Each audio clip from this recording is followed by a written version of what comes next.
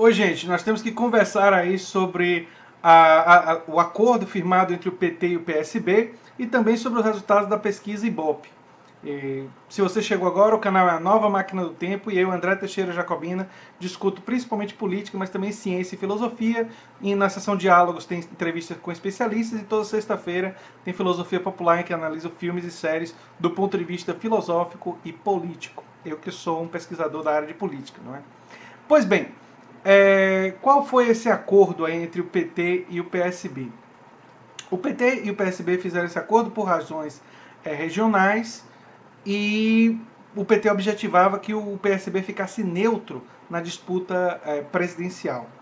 Fundamentalmente porque temia que uma aliança entre PSB e Ciro Gomes, e o PDT, né, PDT de Ciro Gomes, pudesse dar uma viabilidade eleitoral para Ciro Gomes derrotar o PT na disputa para ver quem vai para o segundo turno, enfim, vindo do campo dito de esquerda. Porque é bom lembrar que o PT, quando governou, foi muito menos progressista do que foi quando esteve na oposição. Isso eu coloco um link aí na descrição que vocês podem dar uma olhada nisso.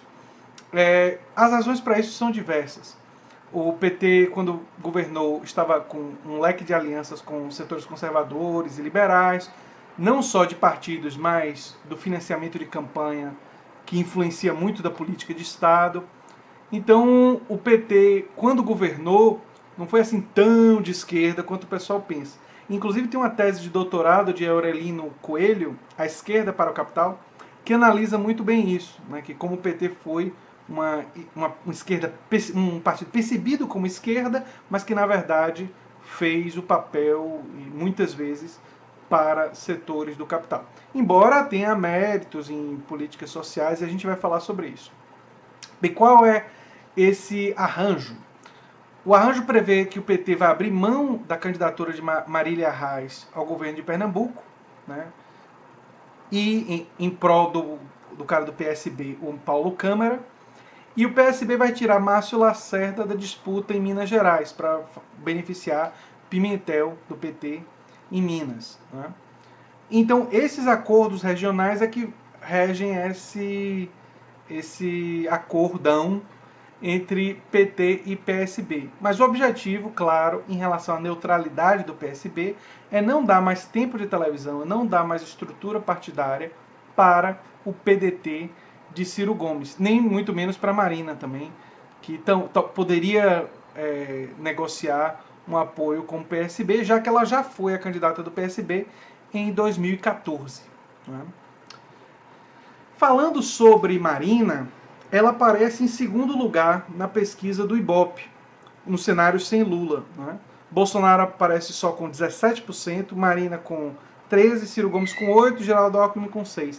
Aí vocês pensam assim, poxa, esses números estão muito baixos. É porque a maioria do eleitorado está indeciso ou pensa em anular o voto, devido ao descrédito da política e tudo mais. E essa revolta se reflete também com o primeiro colocado. O primeiro colocado nas pesquisas do Bolsonaro, ele tem um fator voto, protesto, voto contra a política tradicional, porque ele é visto por boa parte do eleitorado como um político diferente, como um político que... e essa percepção também aconteceu com Trump, né? Trump fazia grosserias e tal, e isso não diminuía os votos dele, porque as pessoas pensam, olha que legal, ele diz o que pensa bobagem, mas diz. E tem um efeito, essa estratégia agressiva, meio que parece um outsider, um cara de fora da política. Quando o Bolsonaro não é outsider coisa nenhuma. Ele tem mais de 20 anos, acho que 28 anos de carreira política, tem bastante tempo de carreira política, a família dele está na política, enfim, ele não é de fora da política coisíssima nenhuma, mas ele tem essa aura, né, essa aparência de ser de fora da política. A Marina, a pesquisa mostra, está pegando muitos votos que seriam votos de Lula, porque Lula, quando aparece na pesquisa, aparece com um folgado 33%, né, das intenções de voto. E aí Bolsonaro cai para 15%, Marina aparece apenas com 7%. Ou seja, vocês percebam que Bolsonaro não é muito impactado, né, só 2%. Mas Marina toma uma queda forte, né, com a presença de Lula. E aí eu fiquei pensando, bem, mas as propostas de Marina, do ponto de vista econômico, são de centro-direita. Já eram de centro-direita em 2014, defendendo a independência do Banco Central, defendendo, enfim, uma série de medidas de cunho liberal, corte de gastos, defende o teto, enfim, não sei se esse teto, mas ela já chegou a dizer em entrevistas anteriores que defendia uma série de restrições. Então tem uma série de perspectivas de Marina assumidas que não justificam isso. Mas por que ela e por que Lula aparece com 33% de volta da cadeia? Pela dimensão simbólica. Se vocês forem numa cidade do interior que foi beneficiada, por exemplo, pelo Luz para Todos, vocês vão ver na população, basta conversar com as pessoas, vocês vão ver na população uma enorme gratidão para com Lula. Porque eles associam, como foi uma política que foi desenvolvida pela administração do PT, eles associam a política e a chegada da luz e tal à figura do Lula. Existe uma associação. E nossa população extremamente cristã, que valoriza a questão não só do perdão, como da gratidão, tem uma gratidão muito grande com a figura de Lula. E existe uma dimensão simbólica que eles veem assim, ele é um de nós que faz por nós. Né? Tem a ver com a origem de classe e tudo mais. Todos esses componentes simbólicos favorecem Lula e permitem que Marina, na ausência de Lula, seja a principal beneficiada, porque ela tem alguns, não os mesmos, mas alguns dos elementos simbólicos, pela cor da pele, pela origem, pela luta. Então, essa questão mais de detalhe de política econômica ser diferente não pesa tanto. Resta saber se nos debates e na propaganda de televisão isso seria suficiente para mostrar as diferenças e fazer com que parte da população revisse isso. Eu tenho sérias dúvidas, porque eu acho que existe um voto por análise de programa, que tem a ver com um voto mais escolarizado e tal, com um grau maior de escolaridade, e tem um voto que é mais por esses elementos simbólicos. Inclusive Bolsonaro, a votação significativa dele, também tem uma dimensão simbólica, porque ele representa um voto de protesto, um voto de revolta, um voto de pessoas que acham que o Brasil virou uma bandalheira e precisa ter uma figura autoritária, uma figura que bata na mesa, essas coisas todas. Então, Bolsonaro ele também absorve por questões simbólicas do conservadorismo e de setores da população brasileira. Eu não acredito que esses 17% dessas pessoas aí concordem com Bolsonaro em muitas das declarações que ele dá. Eu acho que existem pessoas aí que têm divergências, mas essa questão simbólica maior acaba para elas pesando mais do que divergências pontuais que elas podem ter com Bolsonaro. Isso significa um quadro para a eleição, nesse momento, claro que ele pode se modificar, muito indefinido. Nós temos aí 59% dos eleitores indecisos ou pretendendo anular o voto, né? Ou votar em branco, enfim. Isso coloca que qualquer um desses candidatos competitivos pode estar no segundo turno, se conseguir angariar parte desses votos para si. Eu imagino que os debates vão ser muito importantes. Além dos debates, eu vou analisar também os programas de governo, mas eu acredito muito mais nos debates, no que vai ser dito na televisão, nas entrevistas, do que esses documentos mais, digamos assim, detalhados. É claro que eu estou produzindo conteúdo para pessoas que se interessam pelos detalhes, porque pessoas que se interessam por políticas. Então, política e políticas públicas e tal. Então, para vocês, eu acho que esse conteúdo que eu vou produzir nos próximos meses vai ser muito interessante.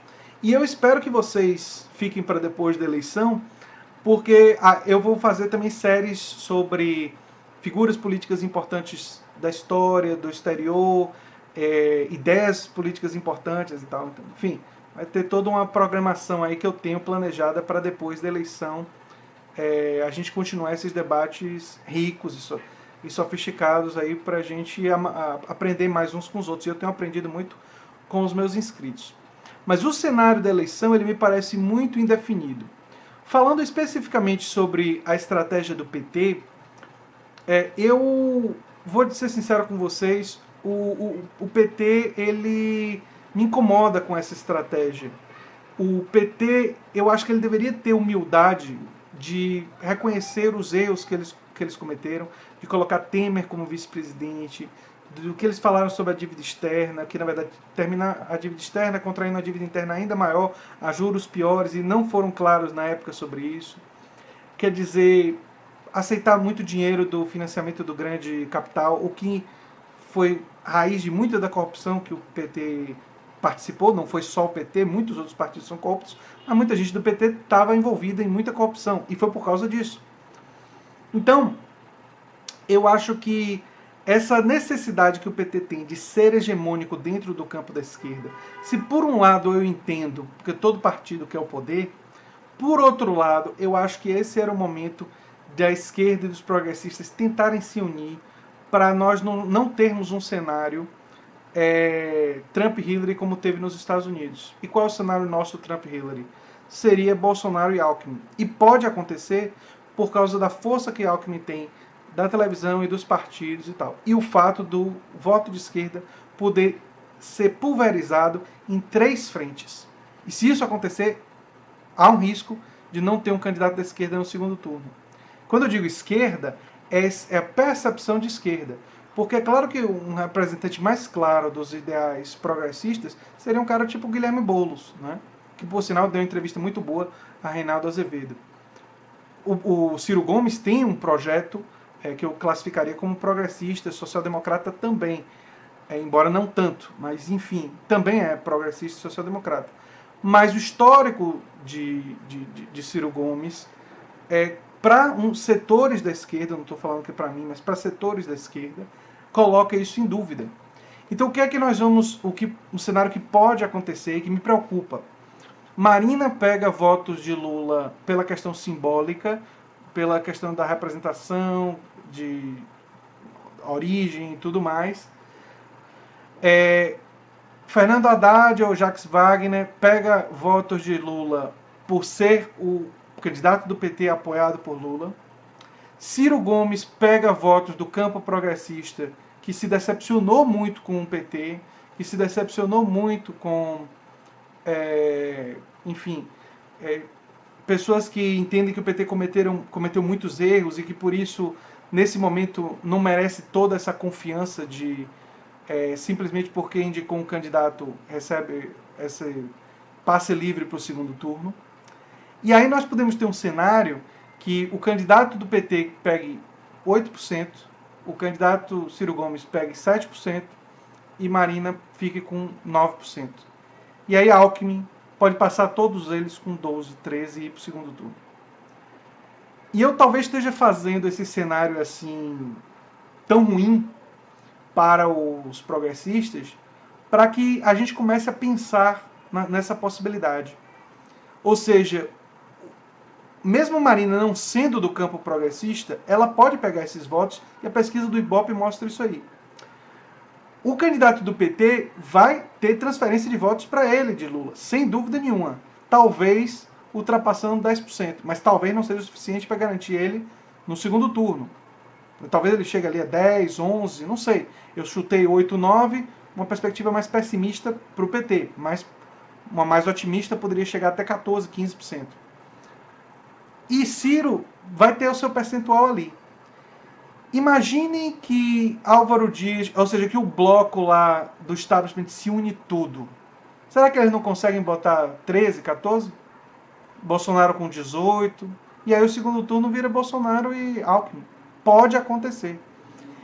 E eu estou alertando para essa possibilidade antes, para dizer que para o campo progressista, que eu acho que o que eles deveriam tentar pensando agora é alguma estratégia de unificação dentro do primeiro turno para evitar isso. Talvez até costurando apoio com Marina, com Ciro, tentando aglutinar, mesmo Marina não tendo um projeto do campo de centro-esquerda, melhor se aliar com Rede de Sustentabilidade e Marina do que com o PR. Com certeza é melhor. Então,